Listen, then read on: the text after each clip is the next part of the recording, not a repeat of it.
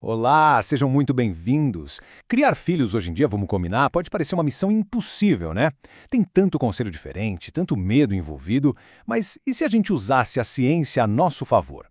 Nessa análise, a gente vai mergulhar fundo no que os estudos dizem sobre criar filhos, especialmente adolescentes, para trocar aquele pânico por um sentimento de empoderamento, sabe? Com estratégias que realmente funcionam.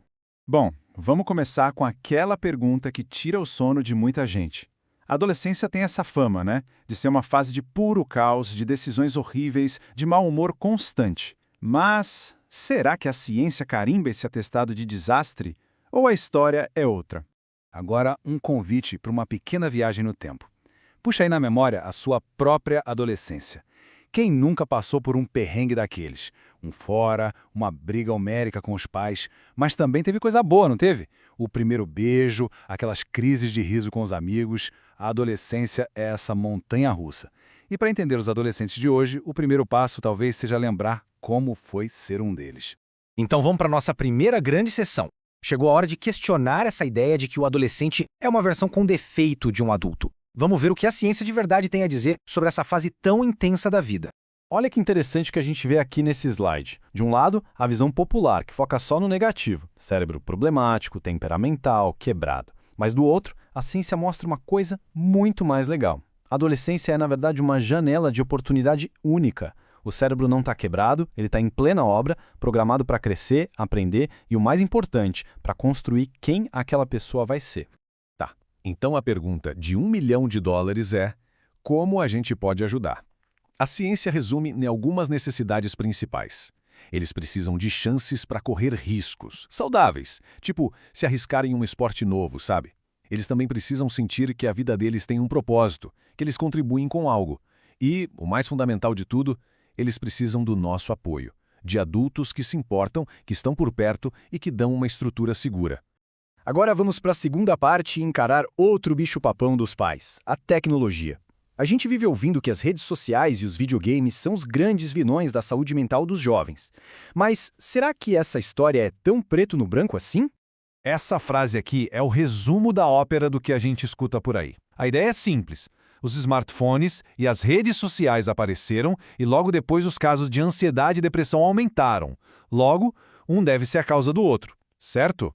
E aí a gente se depara com um número como este. Um aumento de 139% na taxa de suicídio entre meninas bem jovens. É um dado brutal, chocante, que parece botar o prego final no caixão do vilão digital.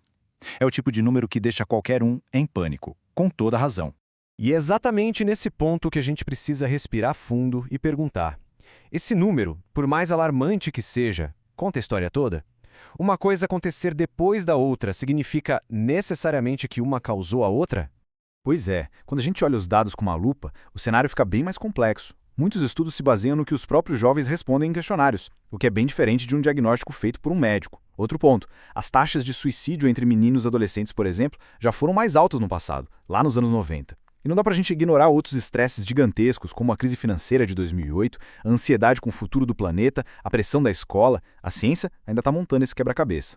E os videogames violentos? Outro pânico clássico. Aqui, a pesquisa é um pouco mais clara. Existe sim uma ligação com o aumento de pensamentos ou comportamentos agressivos logo depois de jogar, mas quase nenhuma evidência de que isso se transforma em violência de verdade, em crime. O efeito é pequeno, e fatores como o ambiente em casa são muito mais determinantes. Ok, já desconstruímos alguns mitos. Agora, a melhor parte. Vamos sair da teoria e ir para a prática. Como a gente pode usar tudo isso para ter uma abordagem mais eficaz e, olha só, menos estressante no dia a dia? A primeira ferramenta desse kit é dar um novo significado para a palavra disciplina. A gente logo pensa em castigo, em bronca, né? Mas para a ciência, disciplina é na verdade um sistema de ensino. É sobre guiar o comportamento usando uma combinação de afeto, regras claras e respostas consistentes. É ensinar, não punir. E esse sistema se apoia em 3 pilares. Pensa num banquinho de 3 pernas. O afeto é a base de tudo, é a conexão. A estrutura são as regras, os limites, aquilo que dá segurança. E as consequências são as ferramentas que a gente usa para reforçar um bom comportamento ou desencorajar um ruim. Precisa dos 3 para funcionar. E essa tabela aqui é genial para a gente entender como isso funciona na prática. Para aumentar um comportamento bom, a gente pode dar algo positivo, como um elogio, ou tirar algo negativo, como uma tarefa de casa. E para diminuir um comportamento ruim, a gente pode adicionar algo negativo, como uma bronca, ou tirar algo positivo, como o celular. O segredo é entender que todas essas ações são uma forma de ensino. E tudo isso nos leva à grande conclusão. A ideia mais poderosa que a gente pode tirar de toda essa ciência. No fim das contas, é isso. O que toda pesquisa aponta é para essa direção. A meta não é ter filhos perfeitamente controlados e obedientes. É construir um relacionamento, uma conexão tão forte que ela aguente as tempestades que, inevitavelmente, vão aparecer. E para fechar, eu adoro essa analogia. Imagina que criar um filho é como uma longa viagem de carro.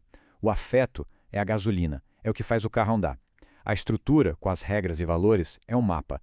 E as consequências são só pequenas viradinhas no volante, pequenos ajustes para manter o carro na rota. Precisa dos 3 para chegar bem ao destino. E então fica aqui uma pergunta para a gente pensar. No meio de tanta regra, horário, cobrança, qual pequena atitude pode fortalecer a conexão e botar um pouco mais de gasolina nesse tanque familiar hoje mesmo?